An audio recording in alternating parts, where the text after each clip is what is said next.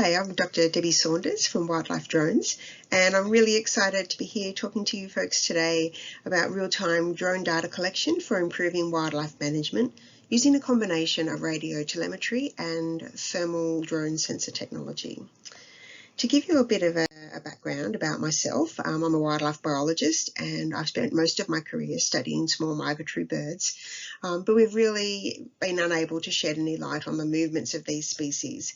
Manual radio telemetry had failed dramatically, and so we really needed to find a better way to search big landscapes for small creatures.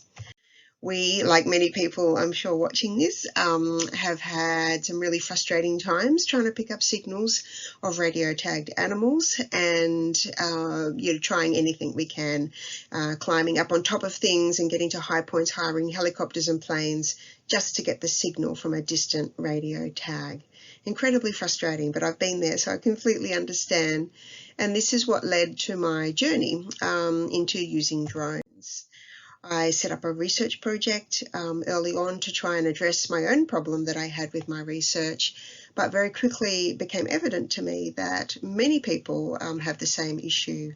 So for over the last 10 years, I've been working on R&D and getting this radio telemetry system up to scratch so that people anywhere in the world can use it. So it's just a bit about the journey so you can see where I've come from. But what we have been able to achieve now is that with the radio telemetry system on the drone, you can track up to 40 tagged animals simultaneously. It's not one at a time, it's not scanning through it, it's all at the same time. The locations of those animals are also all mapped at the same time, and you can really survey those amazing mountains that you have up there in Montana, those rugged and remote landscapes. Poking the drone over the ridge, up the gully can certainly save a lot of legwork.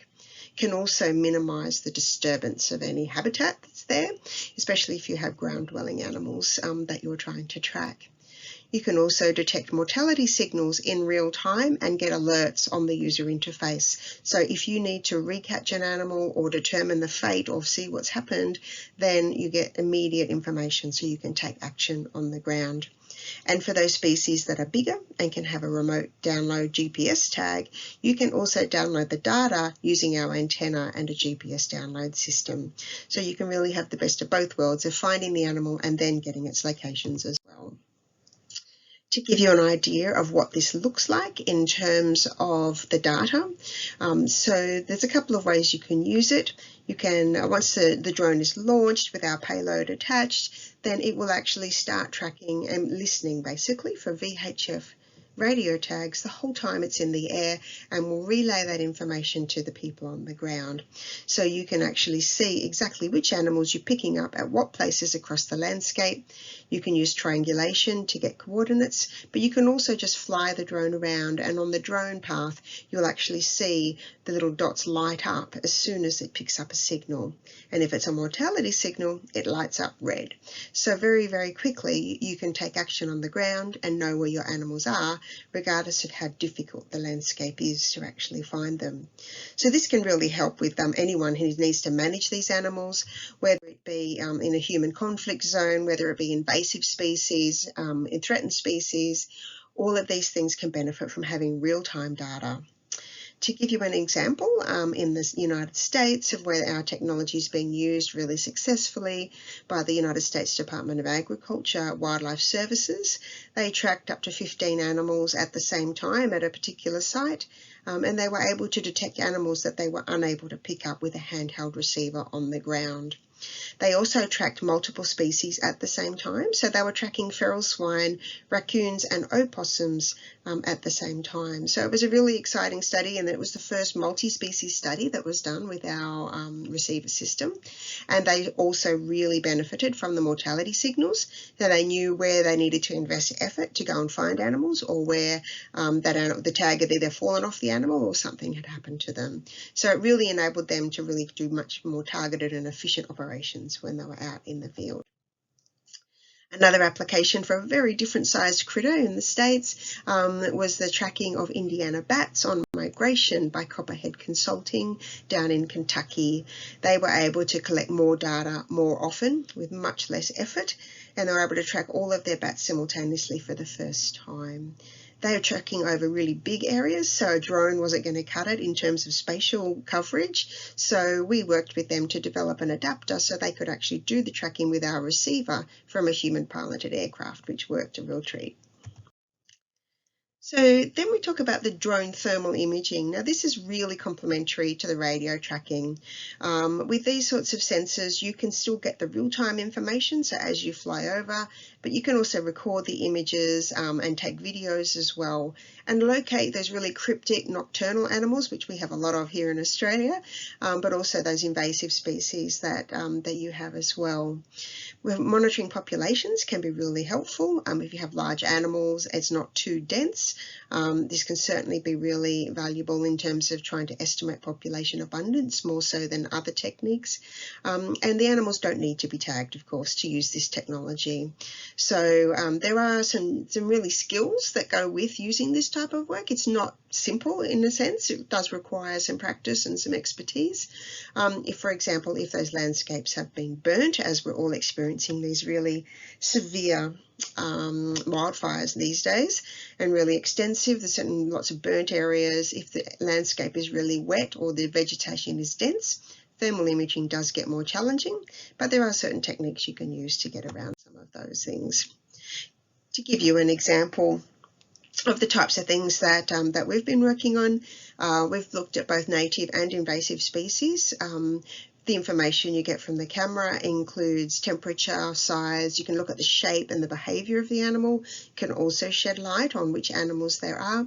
Whether you have quite different species or are very similar, you might have trouble identifying down to species level, but that really depends on what else is in the area and what resolution you're able to get with the imaging. For invasive species, you can use this to actually send control managers on the ground to go out and control invasive animals in real time, but you can also record it and get GPS coordinates so that you can go back, you can do the same surveys again and again and get really consistent results so that you have comparable data over time. There's a lot of work all around the world going on in terms of artificial intelligence and thermal imaging, so that's coming along. But one of the things that really holds up these sorts of algorithms is having highly verified data that you can confirm what exactly it is that you're seeing, so that those algorithms can get more and more accurate over time.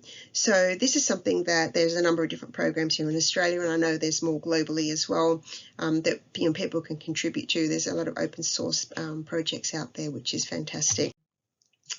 So when you actually take these two different sensors that can be used on exactly the same drone platform and actually could be used at the same time on the same drone platform, which is a DJI Matrice 210, what we're currently using, it can be really, really great combination.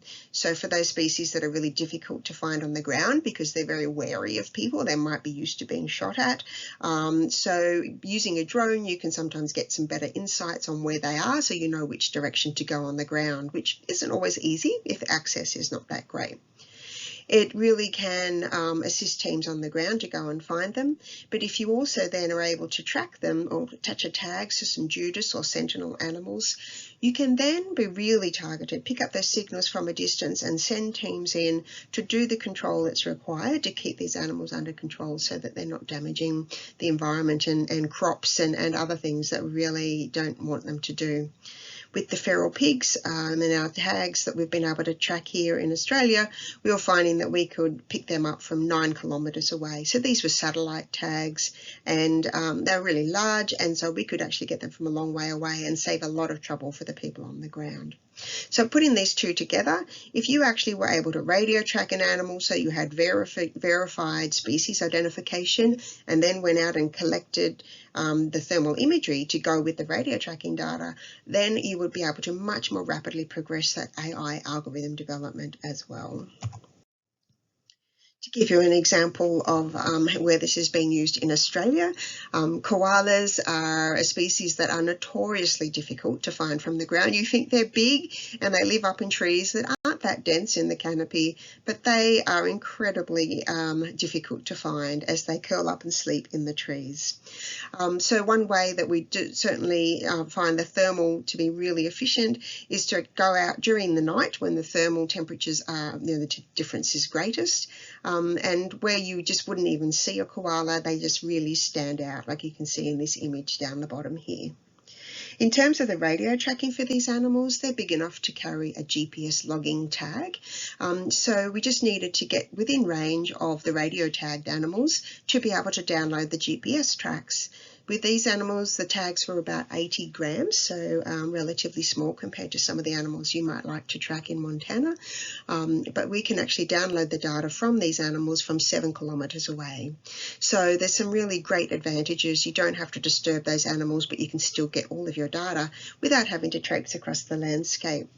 And when looking for missing animals, you can really cover significantly greater areas with the drone just by launching it up into the air to approximately 120 metres or 400 feet at the limit of the drone regulations, at least here in Australia. You can actually more than triple the area that you can cover in a single day when searching for these animals, just by getting up above those mountain peaks and really having a good coverage on the ground. Save yourself a lot of time and effort. So there's certainly a lot of insights that can be gained using this technology, combinations of technology. And here you can see a close-up of our radio receiver system, which is mounted on the top with a directional antenna on the bottom. And on the front, there's a gimbal. So we've intentionally kept this downward-facing gimbal free so that any other cameras can be attached, whether it be an RGB camera for doing surveys during the day, or whether you might be doing thermal surveys at night. You can use a combination of these techniques. So it really can save a lot of time and effort for your team, get new insights, and I think in particular in Montana there could be some really great benefits in terms of animals that come into areas, agricultural lands or more built up areas that might be causing problems. If you're able to just launch the drone and pick up the signal of those animals, even if they're satellite or GPS tags on them, it's not real-time data. So with the drone, you can get that real-time data so you can do preventative measures and stop things from happening and just not have to deal with the fallout that might happen when you actually have that conflict. So it can be a really valuable tool at the border between say protected areas and agricultural or suburban areas, but is equally at home out in the more remote areas where you need to track up gullies and over mountains where it's really difficult to get to as well. Anyway, I hope you folks have really enjoyed the presentation. I'd really love to hear from you. If you're interested in finding out more, I'm always happy to jump on a video call and share more information with you. I look forward to seeing other presentations here at the Montana Chapter conference, and thank you so much for the opportunity. I really appreciate it. Thanks. Bye.